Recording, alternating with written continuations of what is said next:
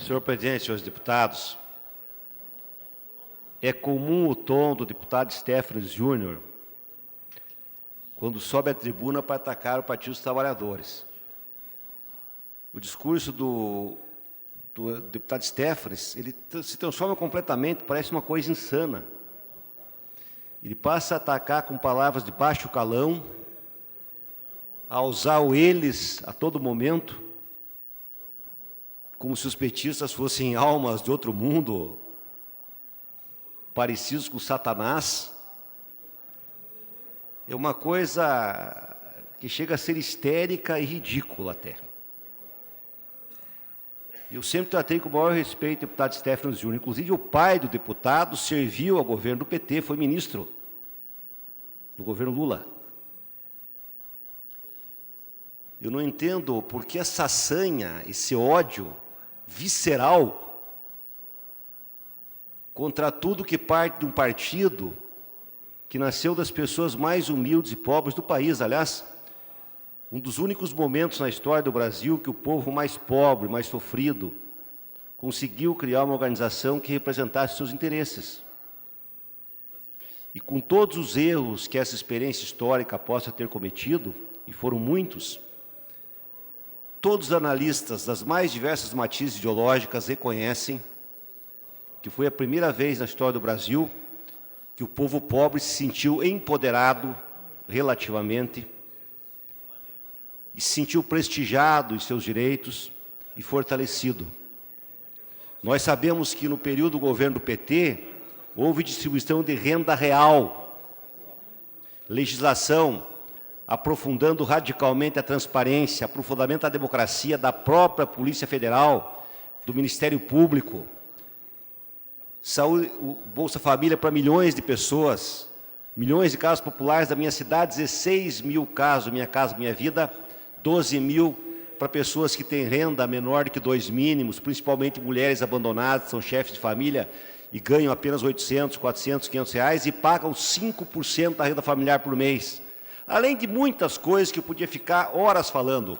Na maior parte do governo do PT, nós tivemos pleno emprego, enquanto o mundo vivia numa das piores crises da história do mundo, da história da humanidade.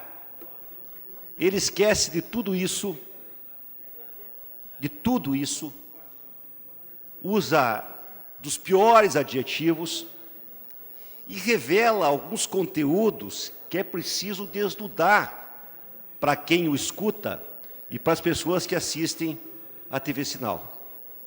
Primeiro, ele chama, com muito garbo e orgulho, as pessoas que vêm a Curitiba de vagabundos e bandidos. No adjetivo vagabundo, ele é acompanhado pelo deputado Paulo Litro, que é um jovem deputado, filho do deputado que todos respeitamos. Acho que deve ter trabalhado muito na sua vida, sem nenhuma dúvida.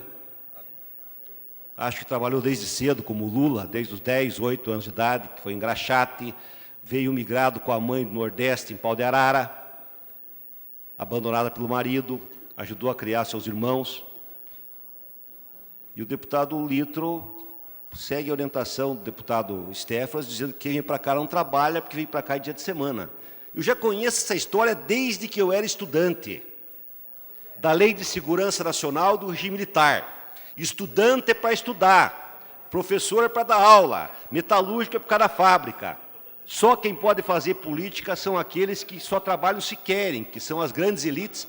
Pode trabalhar se quiserem, mas não precisam, porque elas têm fortuna, renda e lucro para pagar o melhor técnico para tomar conta da sua empresa. Este não precisa trabalhar, só trabalha se quiser. Agora, os demais trabalhadores têm que trabalhar para sobreviver. E um dirigente sindical foi eleito pela categoria e tem toda a legitimidade para servir aos interesses da categoria que ele foi eleito para representar. Toda a legitimidade para vir até Curitiba fazer a sua manifestação. Mas, nessa fala, deputado Stefanes, tem alguma coisa que vem lá do inconsciente mais fundo, porque a psicologia explica claramente isso. As revelações que está escondido lá no inconsciente. A xenofobia, por exemplo. Ele trata as pessoas, os brasileiros que vêm de outro estado, como se fossem estrangeiros. Justamente no momento da história da humanidade que há uma fobia contra o imigrante, a xenofobia, um massacre fascista na própria Europa, contra as pessoas que vêm de fora para entrar naqueles países. E ele trata os brasileiros que vêm da Bahia, do Nordeste, como se fossem migrantes que tomam conta da nossa pátria, o Sul ou o Paraná. Por outro lado, ele não faz menção aos paranaenses. Eu queria dizer ao deputado Stéfanes que a maior parte das pessoas que vão estar nos atos públicos, começam hoje, são paranaenses, deputado Stéfanes. Aqui no Paraná, também tem pessoas do PT e muita gente. O senhor não se esqueça que o Paraná elegeu uma senadora, que nós já tivemos 9 deputados da bancada aqui, tivemos prefeito em Londrina, 2 vezes em Maringá, em Ponta Grossa, fui prefeito em Ponta Grossa, que nós temos deputados federais, que nós já se aliamos com o PMDB na época que o senhor era PMDB, ajudando com nossos votos a elegê-lo. É bom o senhor lembrar disso, na sua argumentação, de todas as coisas que eu falei, para o senhor não ficar sendo desonesto intelectualmente e moralmente. Moralmente. Porque se o senhor fosse honesto, como o senhor diz que é, o senhor assinava a CPI contra a corrupção no governo que o senhor defende. Então o senhor não enche a boca para chamar de bandidos pessoas de outro partido, porque não comungam da sua ideologia sectária, reacionária e de direita, xenófoba e patrimonialista. Porque quando as pessoas acham que são donas das cores da bandeira brasileira, as cores da bandeira do Brasil pertencem a todos nós brasileiros, independente do partido que nós comunguemos ideologicamente e politicamente.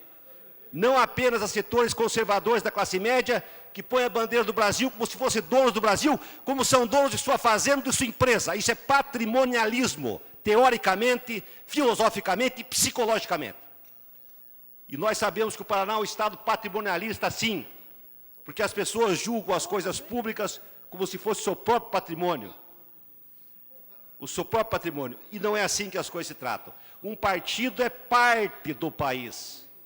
Por isso, nenhum partido, por ser parte e não o todo, pode se julgar dono das cores do Brasil. Isso é patrimonialismo, é totalitarismo no sentido mais profundo da palavra.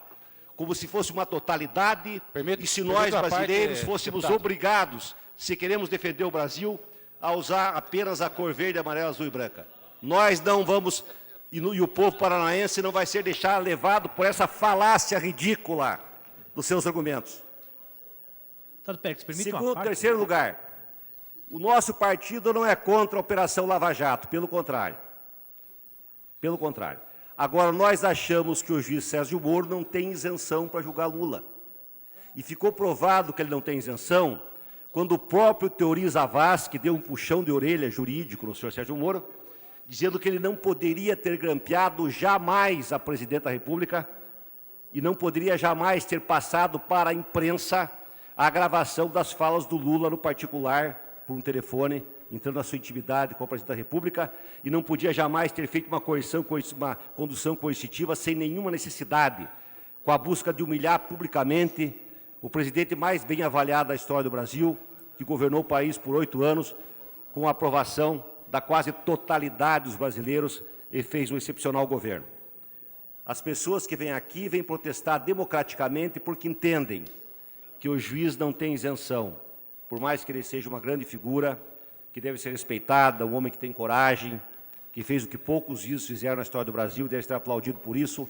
Ele não tem isenção que um juiz deve ter pelas suas atitudes e pelos atos que já praticou crime quando fez a coerção, a condução coercitiva e permitiu que o grampo ilegal, o juiz não pode permitir que um grampo ilegal vá ser publicado na imprensa nacional, com o objetivo claro de impedir que Lula fosse secretário-chefe da Casa Civil da presidenta Dilma naquele momento.